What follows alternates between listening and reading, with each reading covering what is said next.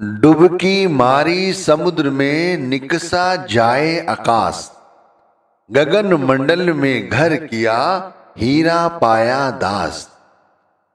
भाई हम सभी लोग नाम का सुमिरन करते हैं, नाम का सुमिरन यानी कि नाम को जपते हैं।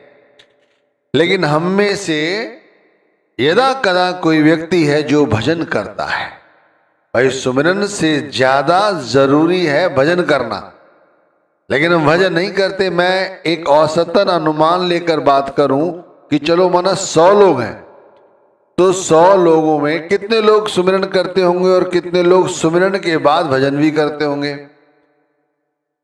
तो आपको जानकर अचंभा होगा कि 100 में से 100 लोग ऐसे हैं जो केवल नाम का सुमिरन करते हैं, भजन करते ही नहीं है। अब अनुमान यदि 500 व्यक्ति का ले लें तो इनमें ऐसे कितने व्यक्ति होंगे जो नाम के सुमिरन के बाद भजन भी करते होंगे। तो आप पाओगे केवल 2 लोग ऐसे होंगे जो नाम का है सुमिरन के बाद भजन करते होंगे, केवल 2 लोग। भाई सुमिरन के बाद जबकि भजन जरूरी है और भजन नहीं करते, सत्संगों में जाते हैं, सुमिरन के विषय में बहुत कुछ समझाया जाता है, भजन के विषय में कम समझाया जाता है। अच्छा पुस्तकें उठा के देखो, पुस्तकों में भी क्या पाओगे आप? पुस्तकों में धर्मशास्त्र की सुमिरन के विषय में बहुत कुछ बताया गया है, भजन के बारे में नहीं बताया गया है। भजन के बारे में, शब्द धुन के बारे में तो आपको समझा दिया जाएगा फिर भी, लेकिन भाई भजन के विषय में क्यों नहीं बताया जाता, ये समझने की कोशिश करो। और भजन हमारे लिए क्यों जरूरी है। 2024 की शुरुआत होने जा रही है और यदि इस समय एक हमें नई चीज अपने जीवन में ढालने की कोशिश करें कि एक संकल्प लें कि इस वर्ष शुरू होते ही हम भजन करेंगे, भजन की आदत डालेंगे जैसे सुमिरन की आदत है, फिर देखो आप आपके साथ कितना अच्छा होता है। तो पहले ये समझो कि सुमिरन से ज्यादा भजन जरूरी क्यों है। सुमिरन करते करते सुरत नहीं चढ़ सकती है, ध्यान रखना। कोई व्यक्ति कहे कि वो नाम जप रहा था, जपते जपते उसकी सुरत चढ़ गई, ये संभव नहीं है, ये अनुभव है, इसलिए कह रहा हूं। नाम जपते जपते कभी भी सुरत नहीं चढ़ सकती, ध्यान करते करते सुरत चढ़ जाएगी, भजन करते करते सुरत चढ़ जाएगी। अरे जब सुमिरन कर रहे हैं इसका मतलब हमें अपनी सुध है,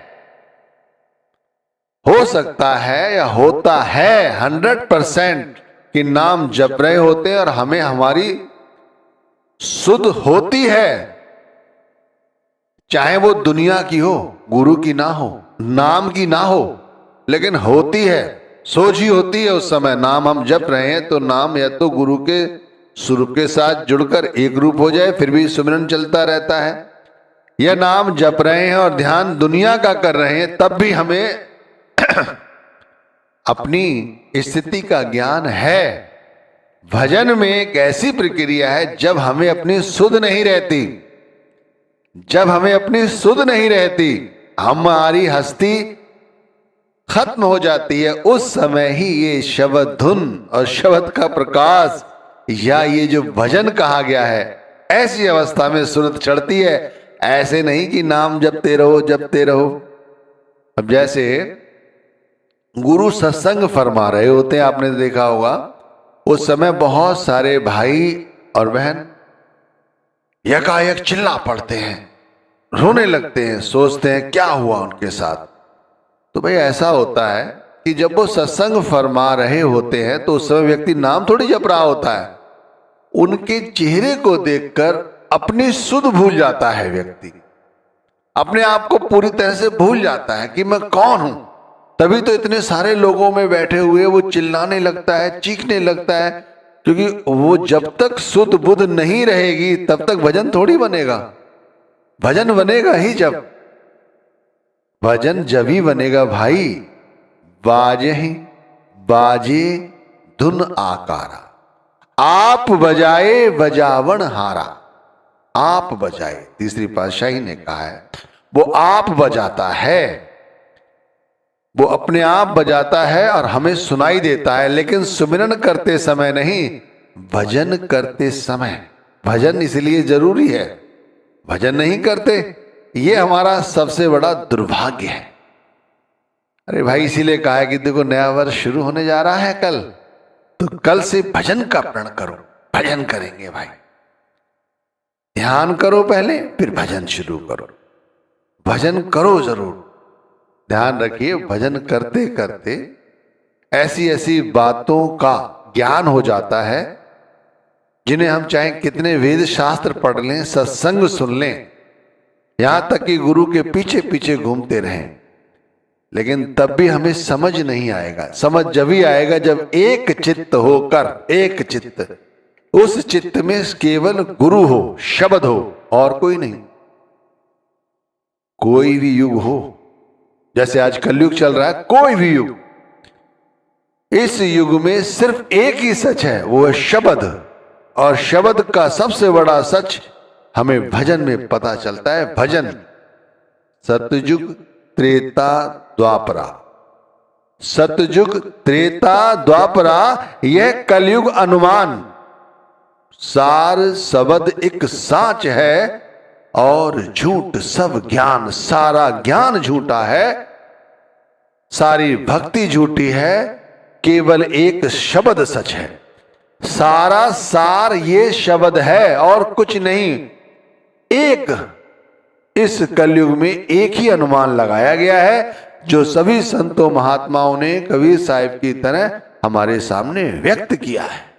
एक ही अनुमान सच है, वो है शब्द धुन और शब्द का प्रकाश या अंतर में उस सत्य को जानना। लेकिन ये सब कुछ संभव भजन द्वारा ही होगा, वैसे नहीं।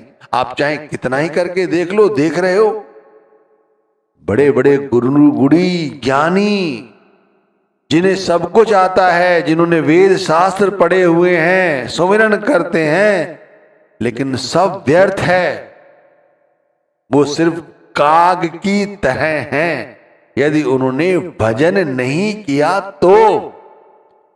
अच्छा एक बात सुनो और अनुभव करो। महाराज शिव की आपने फोटो देखी होंगी, उनकी मूर्ति देखी होंगी, वो हमेशा ध्यान मग्न रहते हैं, ध्यान मग्न। यहां तक कि शमशान घाटों में भी उनकी मूर्ति लगी होती है नहीं? वहां भी ध्यान मग्न, ध्यान मग्न। ध्यान क्यों उन्हें मुद्रा में दिखाया जाता है? कभी सोचते हो ध्यान मुद्रा में क्यों दिखाया जाता है?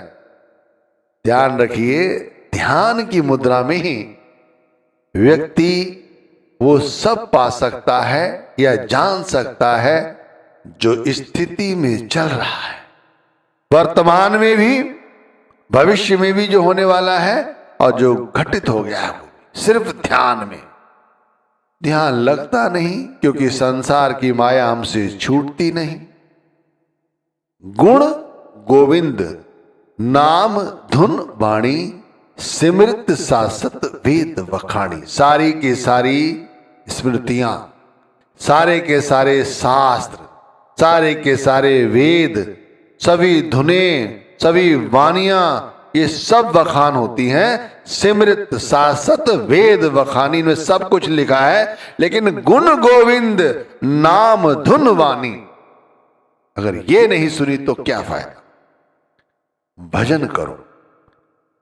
बुजुर्ग हो, अभी सर्दी का मौसम है, उठा नहीं जाता, घुटने दर्द करते हैं, नहीं बैठ सकते, कोई बात नहीं, जिस तरह बैठ सकते हो बैठो, समय मत जाने।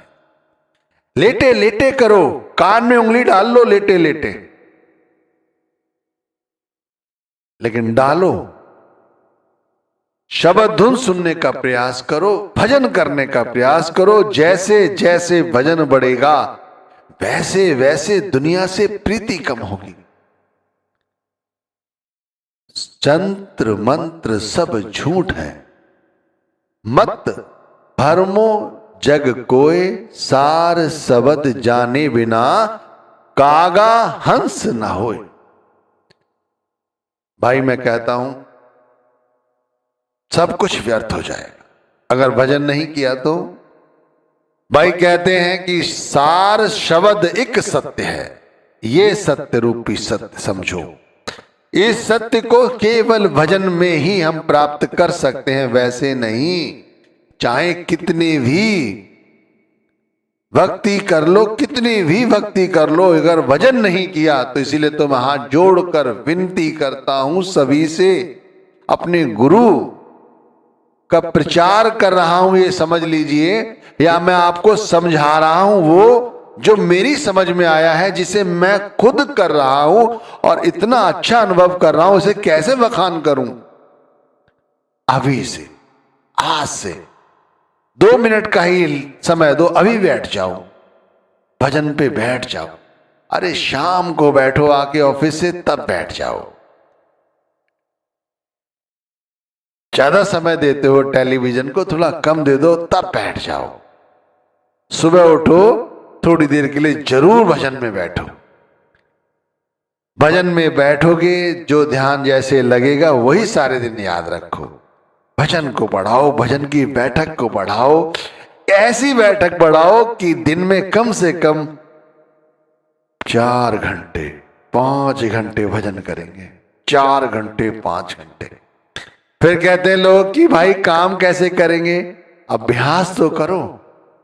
2-2.5 घंटे का अभ्यास करते हो ना सुमिरन का, तब बनता है भजन आधा घंटे का।